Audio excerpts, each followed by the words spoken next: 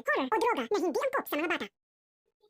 Minalas nga itong si Megan matapos niya ngang kumbinsihin si Jenny na wag na itong tumuloy na pumunta sa event ng VGYO at bumalik na lamang ito sa Yumi.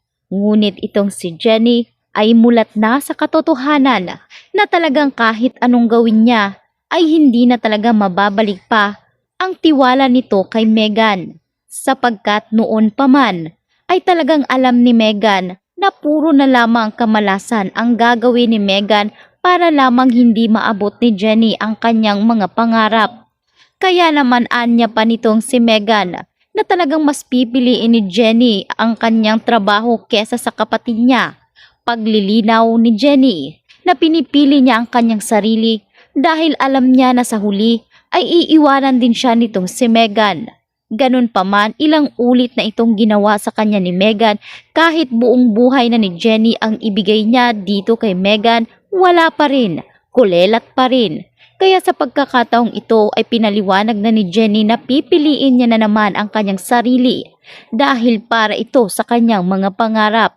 Ngunit habang nag-uusap pala itong si Megan at Jenny, ay dito pala inutusan ni Megan ang kanyang alipores na butasan ang gulong ng sasakyan nila Jenny papunta sa event. Kaya naman matapos ang mahabang diskusyon ay nagmadali na nga itong si Jenny at itong si Minchi. Sa kasamaang palad ay dito nila napagtanto na tila nagpoproblema ang kanilang driver dahil bigla umanong nabutas ang gulong ng sasakyan, ngunit hindi niya alam kung sino ang may gawa nito. Kaya naman habang nagpapaliwanag ang driver ay dito dumating si Megan. Kaya dito siya napagbintangan ni Jenny. Alam na alam ni Jenny na siguradong pakana ito ni Megan. Ganun pa man ay sinikap nga ni Jenny at Minchi na makarating sa event kahit na anong klaseng sasakyan ang sinakyan nila para lamang makarating doon. Kaya inakala talaga ni Megan at Dara na hindi makakarating si Jenny dahil sa oras na kanilang ginugol para lamang makarating.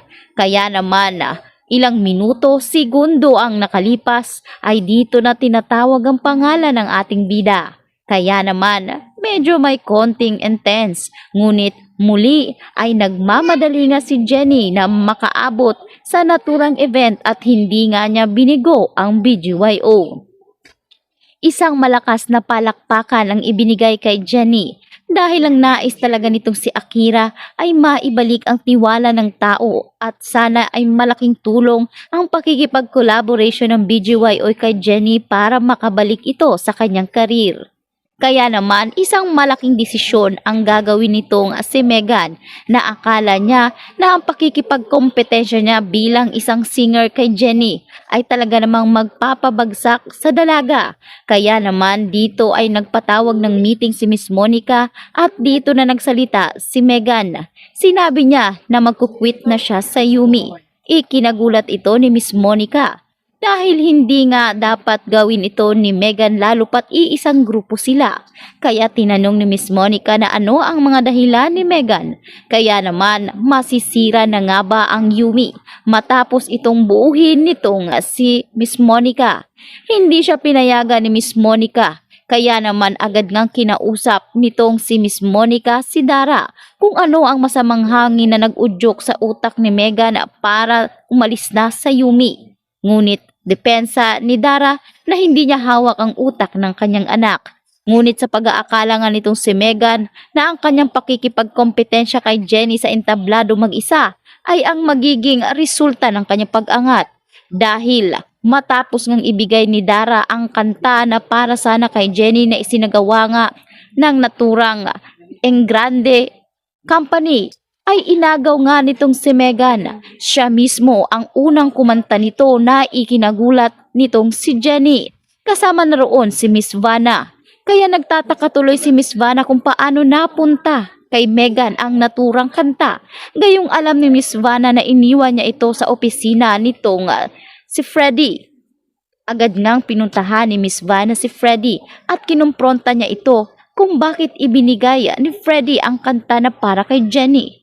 Kaya naman dito umaalingasaw ang pagdududa ni Miss Vanna na baka nakikipag-usap si Freddy at sumasang-ayon na ito sa kagustuhan ni Dara.